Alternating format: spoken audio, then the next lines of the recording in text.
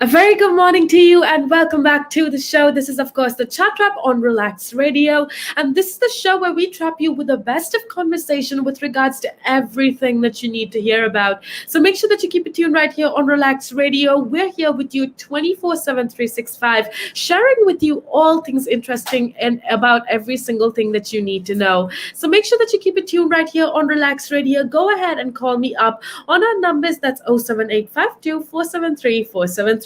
Go ahead and let me know how your day is going so far because we do have a lot of things that we would love to share with you. We have a lot of things that we want to talk to you about, and we definitely want you to be a part of the conversation. And how you can share your opinions, like I told you before, is by calling me or by leaving a comment down below if you're listening to us on any of our social media platforms. And since this is happening live, I can connect with you, I can talk to you, and have a very good conversation with you. So go ahead, let me know what's going on because we do have a lot of things that we would love to share with you. And I know that a lot of you are actually staying that I want to keep you informed of. So make sure that you keep it tuned right here on Relax Radio because right now we are going to be talking about how and why some people not want the COVID-19 vaccine, right? And I think see with social media, there is so many posts disparaging the vaccine hesitant, but these reactions to a complex and nuanced issue are actually doing more harm than good. People denying the vaccine, people saying they don't want the vaccine, is doing more harm than good. So what we'll do within the next couple minutes is talk to you about why exactly there is a situation with regards to this and why some people are refusing to take the COVID-19 vaccine. So, first things first, I think it's so important that we clarify that there should definitely be no doubt about it. COVID-19 vaccines are saving lives. And if you still don't believe me, I think we need to look at some of the statistics. And I know that statistics can seem boring, but I think it's so important to kind of look at the statistics to get a real world picture of what is happening. Now, considering some of the recent statistics in the UK or from the UK, in a study tracking more than 200,000 people, nearly every single participant had developed antibodies against the virus within 2 weeks of their second dose. Okay, and despite initial worries that the current vaccine may be less effective against the Delta variant, analysis actually suggests that both the AstraZeneca and Pfizer jabs actually reduce hospitalization rates by not 50%, not 60%, but by 92 to 96%. I mean, that in itself should prove that the vaccine is actually saving lives. Okay, and as many health practitioners have repeated, the risks of severe side effects from the vaccine are tiny in comparison to the risk of the disease itself. So I know that a lot of you are, at least the people that are saying that they don't want the vaccine, the reason they're doing it is because they're saying that, oh, there are so many risks, the side effects are not worth it. But see, if you get the virus, the side effects of the virus actually outweigh the any side effects of the vaccine in itself, which is why you need to go and get your jab right now. Now, despite all of these statistics, despite the doctors and health practitioners talking to us about all of this, there is so many people that are still reluctant to get their vaccine shots. And according to a recent report by the International Monetary Fund, that ranges from about 10% to 20% people in the UK to around 50% in Japan and 60% of the people that refuse to get the vaccine in France. Now, the result is almost becoming something of like a culture war, if that makes any sense. And there are so many online commentators that are claiming that the vaccine hesitant are simply ignorant or selfish. And there are people who are saying, no, don't get the vaccine, there's chips in it, that's how the government is tracking you. And there's just so many conspiracies that are going around with regards to the vaccine. Okay, but according to psychologists who specialize in medical decision making, they argue that these choices are often the result of a lot of complicating factors that need to be addressed sensitively, right? And apparently, the reason why some people say that they don't want to take the vaccine is not just because they're being selfish or ignorant, but it's a huge process that I'm trying to understand as well. And this is where something called the 5 C's come in. Okay, so first let me give you some distinctions. Now, while it is tempting to assume that anyone who refuses a vaccine holds the same belief, the fears of most vaccine hesitant people should not be confused with the bizarre theories of anti vaxxers in general. Okay, and I think, see, it's a very small minority, but the vast majority of vaccine hesitant people do not have a political agenda, and they're not committed to anti-scientific cause.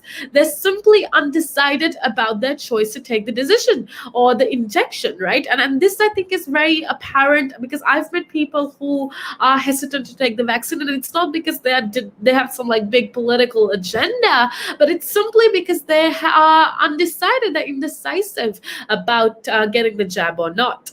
Now, there is good news. I do want to talk about this. Make sure that you keep it tuned right here on Relax Radio. Right now, though, we're going to be heading off into a little break.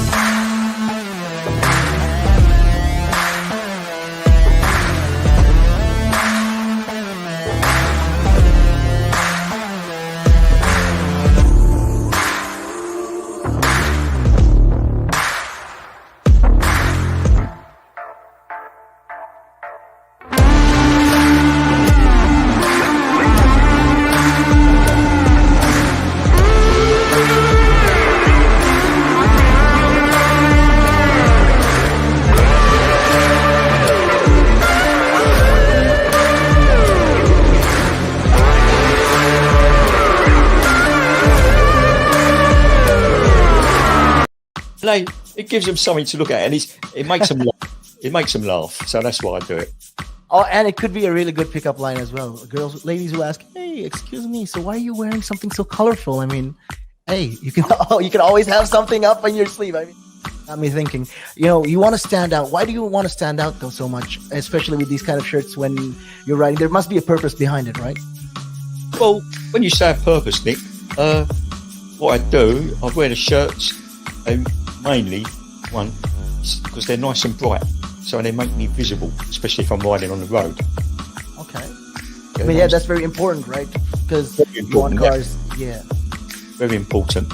And also, like, people see me in like cafes, and perhaps I shouldn't be saying this on here, I suppose, but in the bar afterwards. All right. And it gives them something to look at, and it makes them laugh. It makes them laugh. So that's why I do it. Oh, and it could be a really good pickup line as well. Ladies who ask, "Hey, excuse me, so why are you wearing something so colorful?" I mean, hey, you can always have something up on your sleeve. I mean, you look like a guy who would do. You know me too well. You know me too well, Nick.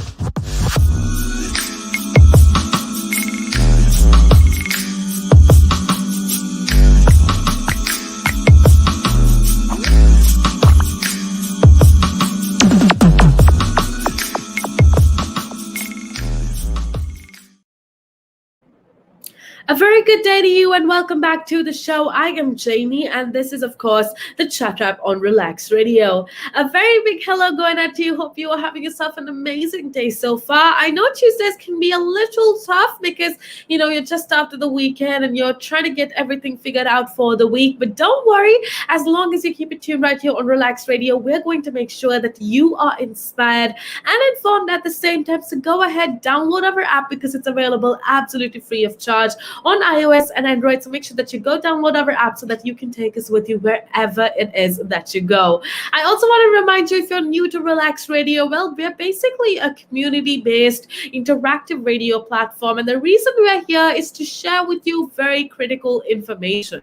And I know that with like our busy lives and everything, it can be really hard to keep on top of everything that's happening. And that is why we just want you to keep us tuned on or turned on in the background so that you can take us with you wherever that you go. And while you're working or while you're cooking or while you're taking care of our family, you can just keep us on in the background and you can be informed of every single thing that is going on. And right now we've been having some pretty interesting conversation, which is as to why some people are not willing to take the vaccine. Now, I told you how with regards to the COVID-19 vaccine, I myself don't understand why some people are so adamantly against getting the vaccine. But we told you how most of the people, having read so many articles on research on these groups of people that refuse to get the vaccine, it's not that most of these people have like a political agenda like anti-vaxxers. They don't necessarily have a political agenda in not getting the vaccine. It's just that they haven't come into a conclusion or they can't seem to decide if the positives outweigh the